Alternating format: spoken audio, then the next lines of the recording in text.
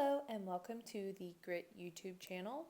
We created this channel to hopefully showcase how fitness is inclusive and can be adapted for anyone's specific needs. Today we're doing a quick 5-minute lying stretching routine, so follow along. This whole routine will be lying down so that you could do in bed or on a fitness mat or on the floor, whichever you prefer. And I wanted to put together a 5-minute routine because sometimes you just don't have the time for something longer than that. So starting off, we're going to start with some lower back loosening with this exercise called windshield wipers. So you're just flowing back and forth, feeling that release of your lower back as you go all the way from one side to the other. And the arms being extended to your side just helps with balance. Now we're going to do a back twist where your bottom leg is straight, your top leg you bend to a 90-degree angle and grab with the opposite hand. My neck and my back arm are extended opposite of this leg. Now I'm going to do the same thing on the other side. Notice my head is turned opposite of the hip that I'm stretching. So you'll feel a spinal rotation and a hip stretch when doing this stretch. I like this stretch because it stretches from your hip all the way up through your neck. Next, we're just going to stretch our body as far and as tall as we can. And then when we squeeze our knees into our chest, I want you to think about pressing that low back into the floor or into your bed. So we're extending our spinal column as far as we can, and then we're curling up to kind of get those curvatures in our spine the opposite as they are all day long. When you stretch, you'll feel this in your shoulders. You want to reach your toes out as far as you can. And then when you curl into the ball, you're stretching your back in the opposite direction. This would be great to do right when you wake up in the mornings.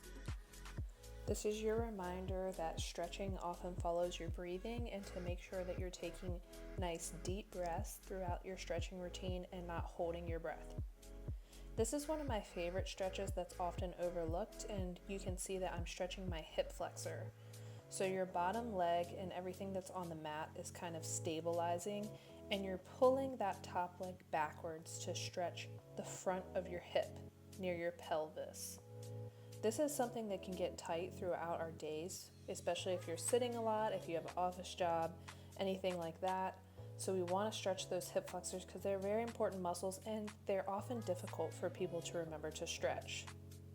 I like this exercise. Again, all these exercises can be done in bed, which is great. I designed this routine with the idea that you could do this right when you wake up or going to bed if you need to loosen up just for those 5 minutes.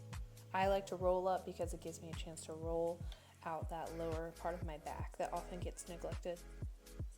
Next is the pigeon pose, which is a type of yoga pose, and this helps stretch out that bottom hip. Now this might look different for different folks. If your hip is really tight, you may be on your hands instead of your elbows. If your hip is more loose than mine, then you would be more flat and your hands could extend above you. So you can see it's easy to switch from one side to the other. You're curling the bottom leg and putting your weight on top of it, and then your back leg is extended behind you. This is also one of my other favorite stretches because, again, it can be done in bed. You can hold this for longer than 30 seconds. It's kind of relaxing. And this is called the pigeon pose. Lastly, we're going to do tabletop, which just means you're on all fours and kind of moving those hips left to right. When you extend backwards and forwards, you're also getting some mobility through those shoulder joints. And then we will end with a child's pose, which is extending those hips backwards, widening the knees, and letting your weight sink back towards your heels. When it comes to stretching, people often ask, where am I supposed to feel this?